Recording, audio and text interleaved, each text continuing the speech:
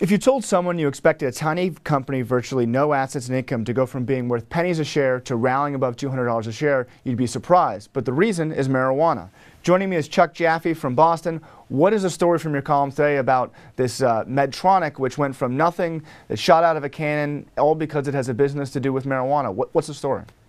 Well, it's not Medtronic, it's Medbox, which is what used to trade on what used to be called the pink sheets. It is a very tiny company that this year may get to $5 million in revenues. Yet last week, because of a story that was written on MarketWatch that was talking about how folks might invest in legalized marijuana trade after we now saw that more than 18 states and DC are now at a spot where they've legalized medical marijuana, this stock went from about $4 a share to $215 a share. It had a market cap of $2.25 billion, at which point management came out and played the buzzkill. They came out and said, guys, this is about how we have no float. This has nothing to do with our business prospects or our economic conditions. So what do investors do? I mean, ultimately, you mentioned this is on the OTC pink sheets. This is, in a lot of ways, a cowboy part of the market. You know, we saw during the crisis when GM went bankrupt and they created a fake GM that went on the pink sheets.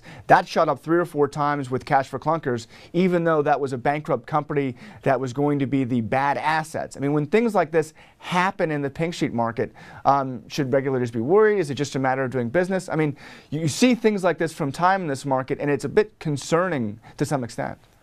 Well, regulators are never going to be worried about this because functionally, if you're trading on the pink sheets, you really don't fall under most regulations. If you're on the pink sheets, you don't really you don't have to be registered.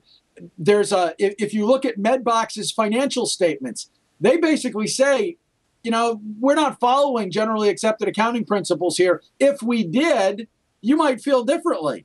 And that's one of those things that people need to understand. And here's the thing.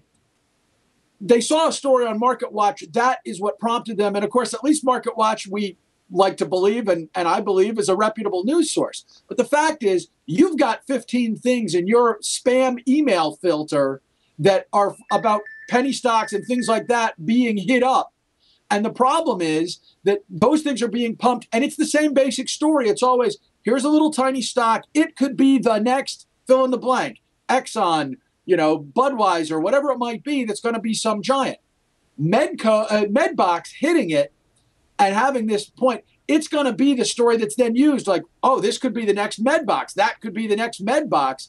And the truth is, people who invest in this stuff, who take a flyer, they're sort of thinking, well, if I have one Medbox, it makes up for the 9 that fail, right? Well, you only need to but the problem is, it's not one of 9 that fail. It's one of 100 that succeed like this. Yeah, absolutely. I mean, if you look at just the broader market itself, that's that 1 in 10 theory that people who invested in tech companies got lucky with, say, Cisco when they invested when it was creating. And as long as they got 1 Cisco right, they can get 9 wrong. This is not that. I mean, pink sheets, as you mentioned, it's 1 in 50. They don't follow GAAP. They've got a lot of foreign companies that just want to be access to U.S. investors, so they'll list over here on the pink sheets. If I'm an investor, if I'm a day trader on my E-Trade account, is it easy for me to invest in these pink sheet companies?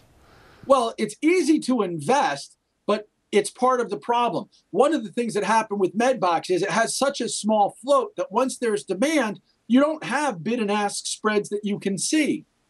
So you're in a situation, think about this like, you know, if you go to the supermarket today and you need to get your Thanksgiving turkey and there's 1 turkey left.